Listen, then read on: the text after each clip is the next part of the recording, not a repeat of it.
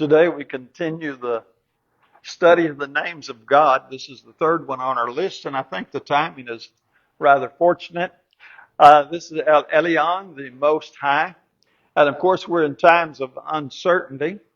I think actually, if you'll think about it, every day is an uncertain day. But right now, with the military actions going on in the world, it feels a little more uncertain than normal. And what I'm going to tell you is that what faith does, it provides a steady ground beneath your feet, no matter what happens on the global stage or the community or just whatever level that you're working at. In Genesis 14, verse 18, in our English version, you're not going to catch the Elyon, God Most High, in the same way you would catch it in the Greek, the Hebrew. And if any of you ever learn to read Hebrew, you let me know. I'm going to pick your brain sometimes because that's just a whole different language. No silliness intended there. But so Abraham's come back from war, and everything's gone well. And let me start right there in verse 18. And Melchizedek, king of Salem, brought out bread and wine. Now he was priest of God Most High. That's Elyon. And he blessed him and said, Blessed be Abraham of God Most High. There's your Elyon again. Possessor of heaven and earth. And blessed be God Most High, who has delivered your enemies into your hand. This is the first time that idea of God Most High is used in the Old Testament text. Is why I referred to that one. So as you think of God, I want you to understand whatever time you're thinking of, if you remember Vietnam, the Korean conflict, some of you go back almost to World War II and remember those times. And there have been some really crazy, uncertain times. But no matter what's going on and how worried you and I are, God's not pacing the floor. He's not sitting up there wringing his hands, trying to figure out what to do and what's going to happen. He is God Most High. He is above and beyond it all. In Daniel 4:34 and 35, let's read that one also. This is where the king found out that he wasn't as sharp as he thought he was, and he understood now that God is God. Verse 34. But at the end of that period, I, Nebuchadnezzar, raised my eyes toward heaven, and my reason returned to me, and I blessed the Most High. There's our Most High again. And praised and honored him who lives forever. For his dominion is an everlasting dominion. His kingdom endures from generation to generation. All inhabitants of the earth are accounted as nothing. But he does according to his will in the host of heaven and among the inhabitants of earth. And no one can ward off his hand or say to him, What have you done? God, he's the top. I don't know how you want to do that in your head, because I really would say he's the top stone on the pyramid, but actually he's higher than that. He's not part of the pyramid. He's beyond and just outside of our realm. And Daniel reminds us of that. Now, I will agree that we don't always understand what God's doing and what he has in mind and why he allows some of the things that he allows. We turn into Psalms 97 there. We puzzle. I get it. We have some pretty limited understanding. And let's be frank, we have our own agendas. We have the way we want things to turn out. We have this plan as we look down the quarter of time. And we can look way down the quarter of time and go, I realize I don't have a lot of time left, but my kids are going to be here. And my grandkids are going to be here. And someday my great-grandkids are going to be here. And Lord willing, someday my great-great-great-great-grandkids are going to be here. And what I think everybody, and it's all in our head right here. And God's doing some things. And we're like, I'm not sure that's all going to work according to what I want to happen. And so you just turn it over to God. Let me start back to verse 7. Let all those be ashamed who serve graven images, who boast themselves in idols. Worship him, all you gods. Zion heard this and was glad, and the daughters of Judah rejoiced because of your judgments, O Lord. For you are the Lord who most high over all the earth. You are exalted far above all gods. He is the Elyon. There is none above him. There's none to compare him to. And that is where we place our faith. That is where we can, now this is faith, But this is where we can relax and let God be God. Now this is tricky. So we'd have in Philippians 4, 6, and 7, be anxious in nothing, but in everything by prayer and supplication, let your requests be made known to God with thanksgiving, and the peace of God will guard or rule your heart. Now the tricky part there is, when you take it to God and leave it in prayer, you have to actually relax and let God be God. And go, God, I don't know what you're going to do with this. I don't know what direction you're going with this. I don't have a clue if it's going to go the way I would like to see it go, or if it's going to go 180 degrees in another direction. But you are El Elyon. You are God of gods. You are the Most High. And I know whatever you allow or whatever you do is better than anything I could come up with. Now, if you can actually surrender it and turn it over, that's when the peace will guard your heart. So what would it look like in your life to lift up your eyes and remember that El Elyon is God Most High? And while I have my plans and you have your plans, and it's not wrong to have your plans. We're going to, how you're going to get through life if you don't have some kind of plan, right? So we've got our plans, but we're always going to believe at the deepest part of our heart that God's plan is better than my plan. His way is better than my way. His way is higher than my way. And though it will not fit my little personal agenda perhaps, maybe it will, I don't know. It's all right. It's going to be better than anything I could come up with. That's trusting, even in times of unrest. How is it going to unfold? I don't have a clue. How many of you know how it's going to unfold? You don't have a clue either. I'll guarantee you this. It will unfold. And later on we can talk about how it unfolded. But I can't tell you how it's going to unfold. So God's position is supreme. So we have natural power structures. They're there everywhere. You can just look around. You get to know a group. I call it the pecking order. That's an old term, but that fits pretty well. And there is a pecking order, which is fine. It gives a structure. It gives a little organization. What I'm trying to tell you is God's not even in the pecking order. He's above that. He's beyond that. There's no place for him. You go, well, yeah, but he's at the top of the pecking order. Well, okay, maybe. But really, no. He is beyond this reality. He is the infinite, self-existing God. And everything in the pecking order that I know of below that is created, and not the infinite, self-existing God. So I would actually, in my theology, put him in a whole different category, separate and apart from all of that. So back in Genesis 14, when Abraham paid the tithe, I would say that's a recognition of the great Elyon, that God is Most High. He's above everything. Daniel, King Nebuchadnezzar, again, that was recognition, what we read there. God does what He wants, when He wants, how He wants, and He answers to nobody. That's a little humbling, isn't it? Especially when you think we all have our plans, and God overrides our plan every time, anytime. It's His desire. Psalms 97 again, that was recognition of Elyon, God Most High. So as we come to this God Most High, our worship cannot be casual, and it cannot be self-designed. We have a thing in our community, and it's still out there. I don't hear it as much lately, but it's called SBNR, spiritual but not religious. And that is the biggest mess of nonsense I've ever run into. All SBNR means, spiritual but not religious, is I get to create my own religion and do my own thing spiritually however I want to do it. I design it, I create it, I decide what's in, I decide what's out. Well, that's not honoring God as God Most High.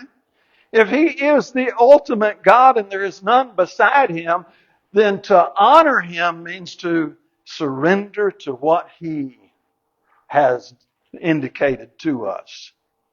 And when we create our own SBNR nonsense, it's just self-designed religion. All it is a new form of idolatry. And it's a very popular form of idolatry. I can't tell you how many people I hear refer to themselves as spiritual people, but they don't have a clue whether Noah came before or after the crucifixion. They don't even know what's in that book. When we have Elyon and we honor him as God Most High, we recognize his position, his authority, and our place under his authority. And we go back to that good old book, chapter and verse, worship and recognition of him, because that's what he said he wanted. And it doesn't matter if I understand what he said. You know, why in the Old Testament did they have to take a red heifer and burn it outside the city and do this and that with it? What was wrong with the brown heifer? Or how about a black one? Or how about one of them Oreo cows that's black on each end and white in the middle? Why couldn't it have been one of those? It doesn't matter. Because God, Elyon of all, the highest, he said, this is what I want. And if we're going to honor him, we give him what he wants. Isn't that pretty simple?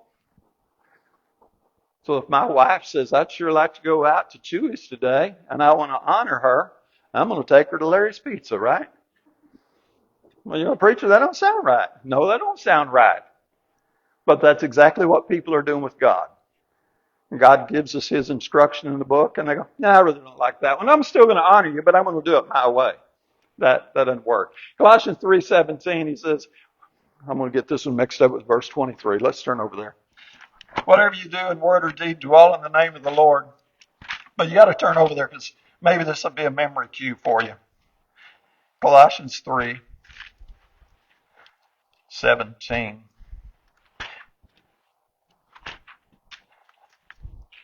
Whatever you do in word or deed, do all in the name of the Lord, giving thanks through him to God the Father. Okay, drop down to verse 23 and you'll see why you can get these mixed up. Whatever you do your work heartily as for the Lord rather than for men. So if you can memorize one of those, you're pretty close to the other one already. Well, this is what we do. We do everything we do as a daily life recognition that Elyon is on his throne, he is above all, and we are under his authority, and we want to honor him with the daily decisions we make.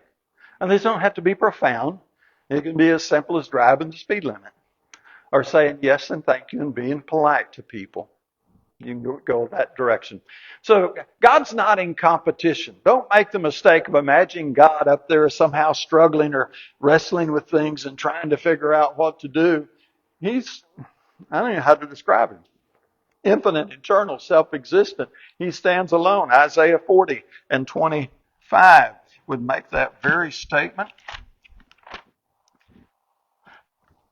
Isaiah 40.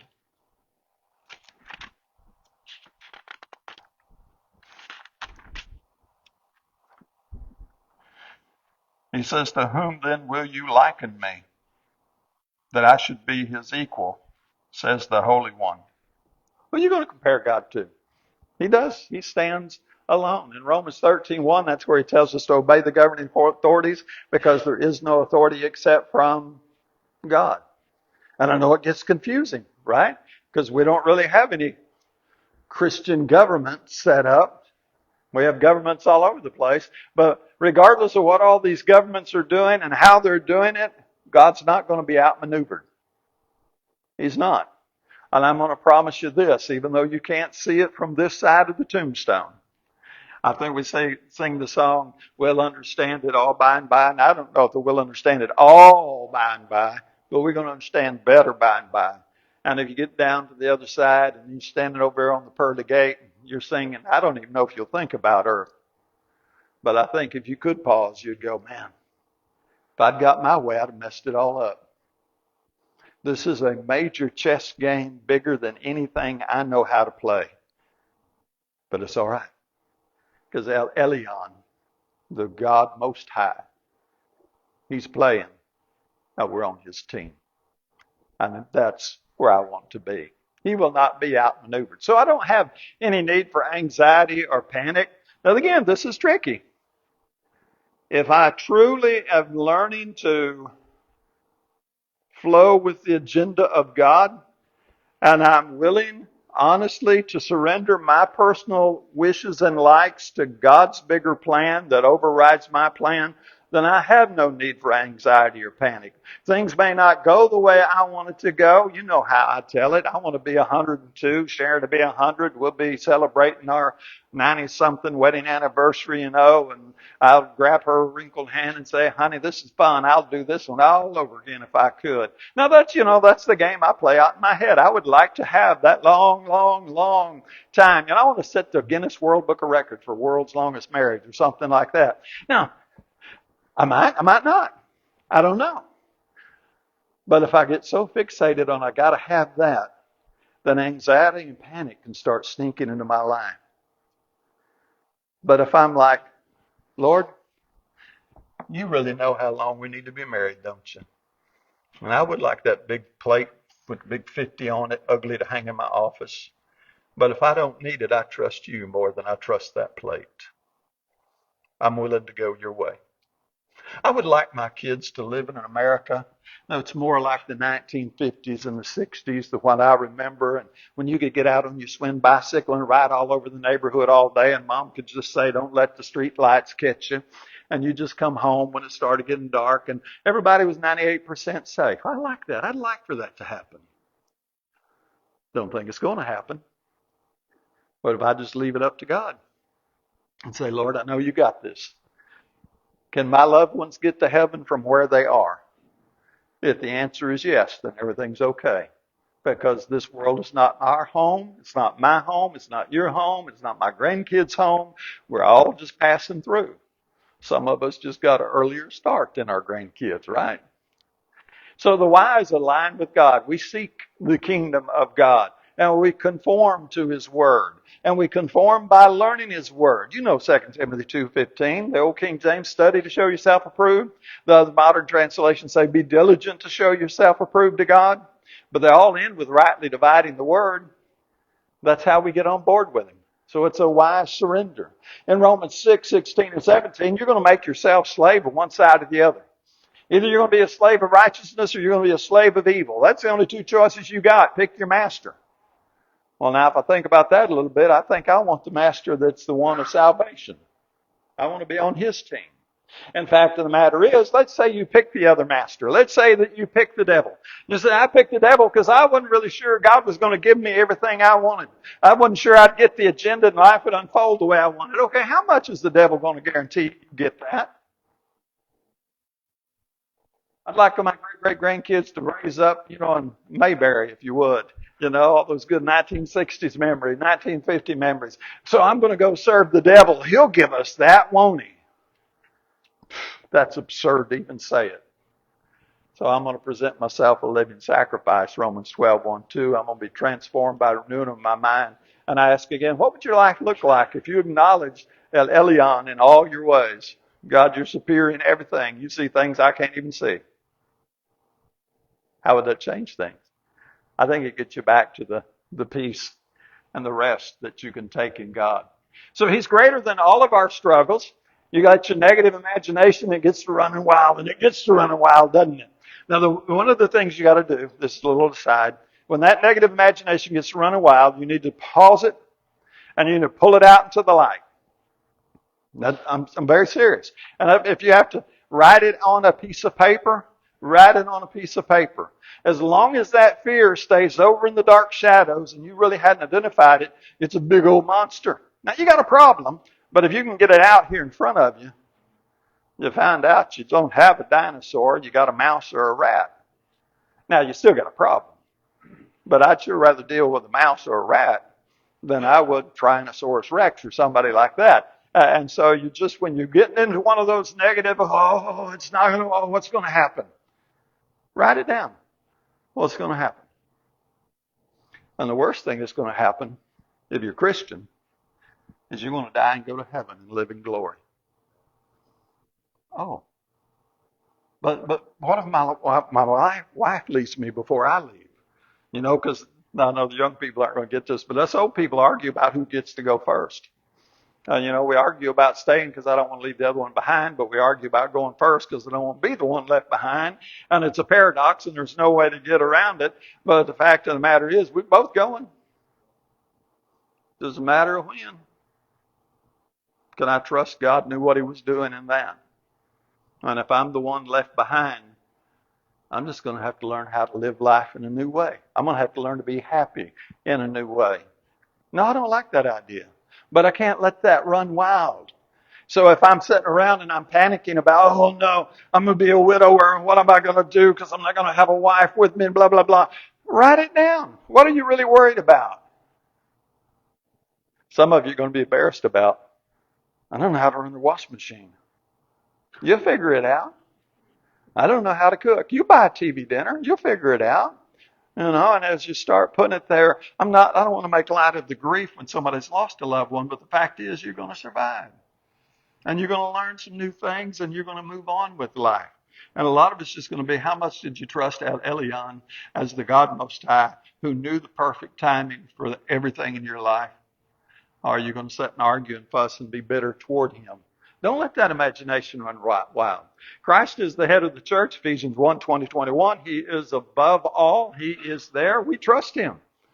This is tough again. Job 13:15 says, yea, though he slay me, yet will I trust him. There's a lot of folks say, I want to live to be 90 or I want to live to be 100. I don't have a problem with that.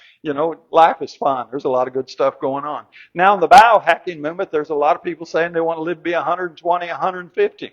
Now, there's some things coming up in the next 50 years that are going to make a lot of that really possible. But what if God decides you don't need to live to be that long? What if he decides you need to go on to heaven early? Wait a minute, that's a little hard to say, isn't it? Well, Lord, I don't want to leave Pine Bluff yet. We hadn't counted up the murders yet. And, we do this. We play these crazy games. Oh, I'm going to trust him. His agenda is not mine. It's his. And so James 1 and 2, again, this trust, Elyon, the Most High. Consider it all joy when you fall into various trials, James 1 and 2. That means that foundation on your feet has to be a total confidence that God is God Most High and he knows things I don't know and I'm going to grow through this. It's all training. And he knows it's time for that training. So we can dwell in the shelter of his wisdom and we can stay there and we can find confidence. And one thing I would encourage you to do, just because I do it with Sharon and she does it with me, we get in a little rough situation, one of us is likely to say, it's all training, it's okay. Hey. Well, in that James 1, 2, and 4, absolutely it is. And so if you can step into that slot, it's okay. Sometimes God's a tough drill instructor. Ask somebody who's been through the military. I'm certain, I hadn't asked them specifically, but I'm certain there are times the drill instructor said X, Y, and Z, and they thought, you have got to be a fool. There's no way I'm putting 70 pounds on my back and jumping off into that diving board into that 12-foot pool. And then he's there yelling and barking, and you decide, well, maybe jumping off is a little better than not, And in that moment of indecision where you don't think the leader has the smarts to lead, you find out, oh, he knew what he was doing. And I just grew to a place I didn't know I could grow to. So Hebrews 12 and 28.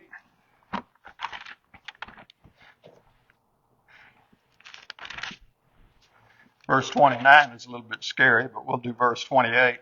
We're receiving a kingdom that cannot be shaken. Let us show gratitude. That's what we are. We're in a place where God's got this. No, I don't understand the struggle. No, I don't understand all the nuances. I don't understand his timetable. If he wanted us to understand all of that, it had been in the book. Deuteronomy 29:29 says the secret things belong to God. So I'm just going to trust that present pain is temporary, assuming I'm among the faithful. Now, if you're not among the faithful, then no, it's not temporary, because when you leave this life, you're not going to a better place. But Elyon is not worried about the things that worry you. That's wonderful. Now, again, the hard part is letting go of my wants, my wish list, and I would prefer, and say, Lord, you design it. You're way smarter than I am.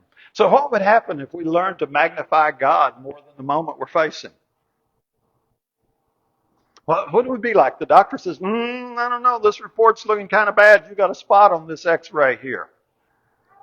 Now, I get to worry and fret and be scared to death that I'm going to die. Or what if I say, Lord, it's time to go home? Job 13:15 said, even though he slay me, yet will I trust him. You got to go sometime. Let me ask you, when are you going to be ready to go? You know, it's Psalms 90:10 that gives us the 70 to 80 year range. Well, a lot of us are getting past the 80 year range, which is really awesome in my opinion. And then Hebrews 9:20-11 just says it's appointed on man wants to die. So here it is. I know you're going. I know I'm going. I just don't know when. And there's wisdom in that too. God knew when he left it a big question mark. He knew exactly what he was doing. Because think of it this way. What if we were born with an expiration date? Of course, the minute that baby came out, everybody be reading the expiration date, right?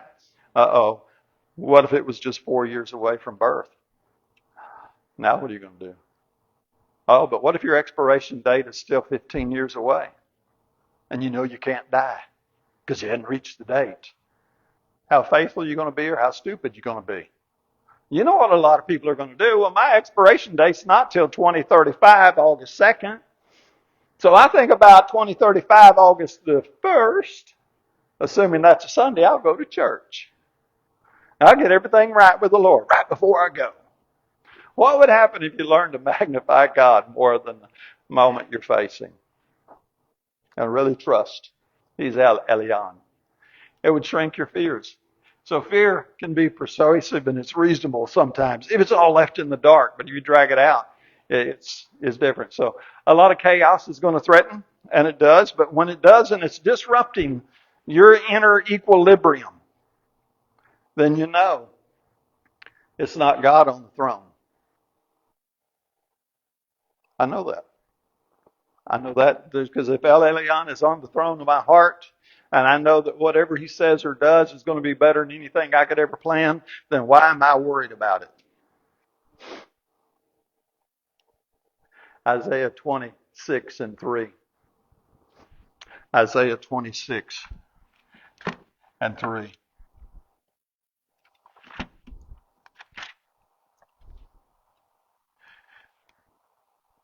The steadfast of mind you will keep in perfect peace because he trusts in you. That's a choice. I make a choice. You make a choice. 1 Samuel 17, that's where David is attacking Goliath. I love it because it says David ran toward the giant. He was enthusiastic. What was he focused on? Was he focused on the giant or Elyon? He was focused on God. So when you face giants, you focus on God.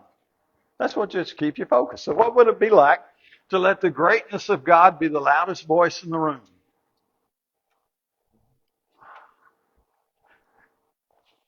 So we're going to live in reverence. We put God at the center. Now this is where true peace is going to start to come from. I know there's some people that attend church, sing songs, make contributions, and they get toward the end of their life and they're scared to death. They're just like, they don't know if they're right with God or not. I would say that that person needs to talk to somebody who knows how to ferret that out, because if there's anxiety in the time when I'm about to meet God, something's wrong. We have lived our entire lives as Christians in order to meet God. We have prepared for it for a lifetime. If we've been doing the will of the Father, what have we got to worry about? Luke 6:46, why do you call me Lord, Lord, and do not do the things that I say? If we've been doing what He says, why do I need to worry about meeting Him? I'm going to live in that reverence. I'm going to surrender. That's the proper response, because that's the whole duty of man. So we get together for worship, but this is not to be an entertainment thing. Do we enjoy it? Absolutely. I hope you do. I enjoy the singing. We did real good on that bass. In the first service we did. I was worn out on the second singing. Couldn't get that bass connected in there. We enjoy the singing. We enjoy standing around talking. Look at this picture of gobblers I got on my phone, or look at this picture of the grandbaby, so on and so forth. We enjoy that. Well, there's a lot to enjoy. But this isn't a customer enjoyment party.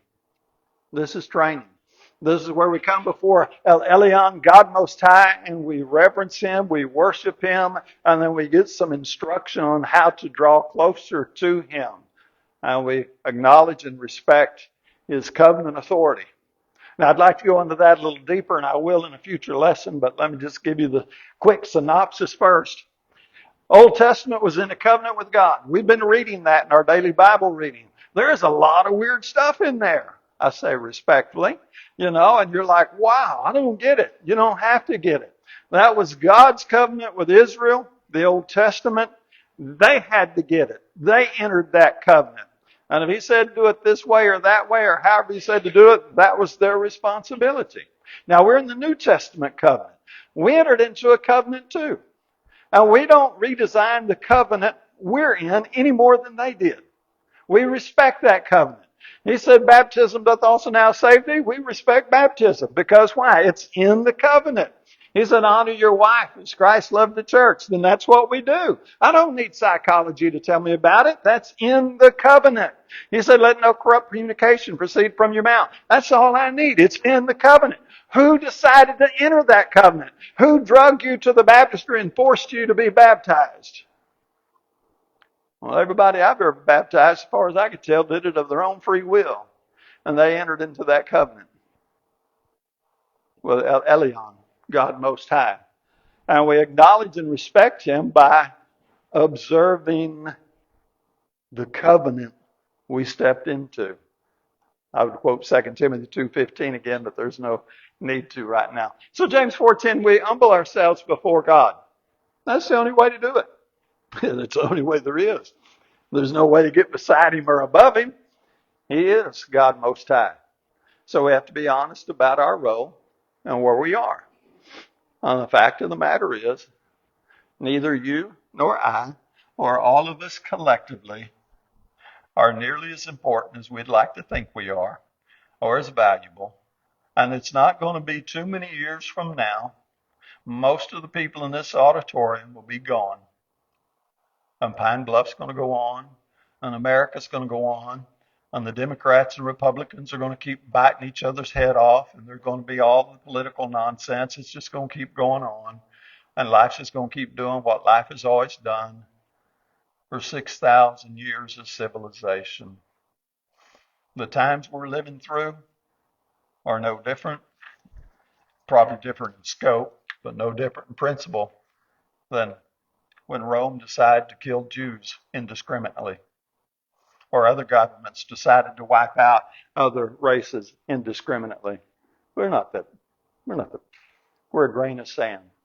If I can get into the mind where I understand my place in this physical creation, then it brings a whole lot of peace and relaxation, because this present time is just a blip on the radar of our entire existence. You got an eternity ahead of you. The question is, where are you going to spend that eternity? So we're going to stand the tallest when we learn to bow before Him in respect, honor, and humility. So what would change if you truly lived as though He is Elyon, the Most High God? It's a good question to ponder, right? So we live in uncertain times. And my grandchildren and great-grandchildren and great-great-grandchildren will live in uncertain times. And they'll probably face some threats that are more theoretical for us than reality currently. But as man continues to develop technology and some of the stuff he does, somebody's going to come up with a way to wipe out the entire globe with the push of one button.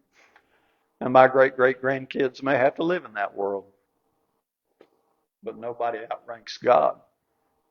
And nobody's going to push that button until God says it's time for the end to come. That's where I stand. No crisis is going to catch Him off guard. When Trump said it's time to bomb Iran, God didn't sit in heaven and go, "Oh, wait, play that again. What did he just say?" God saw it coming. And whether you want to theorize that God allowed it or God prompted it, I can't argue with you either way.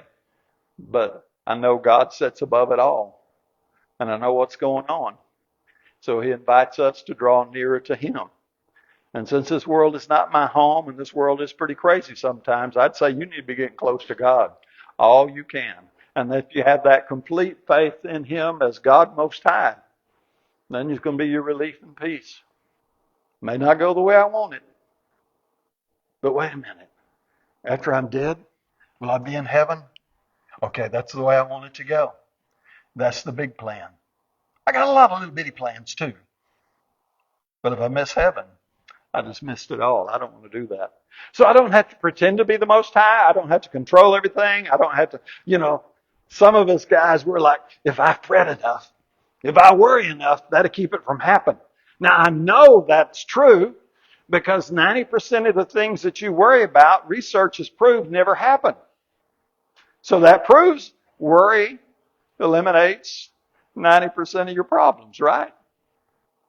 Or does that prove you just wasted a whole lot of energy on 90% of stuff was never going to happen? I don't need to pretend to be the Most High. I'm a human. I'm not much, as the psalmist said, more than a worm. I'll let God handle it. So the question's not about His authority or my authority. It's about our posture before Him. He's it. 3 quick questions and I'll turn it back over to Dave. Will we trust Him more than what we fear? Well, let me tell you this. If you keep fearing it, I'm going to have to question if you really trusted Him more. Right? Will we honor Him above what we desire? If He wants to go this way, but I want to go that way, and I fuss and fight and argue about not getting to go my way, I have to question, did I honor Him above all I desired? And will we allow His reign to shape our lives? No, I want to shape it. No, let Him shape it. He's much better at it than I am. His plan's much better than mine. And so we bow the knee before Elyon, God Most High. I guess that would be a good close, wouldn't it? Have you bowed the knee? Truly, I mean, not just words, truly surrendered to Elyon, God Most High. If you have, you're in the right place. If you haven't, it's time to make a change. If we can help, let us do so while we stand and sing.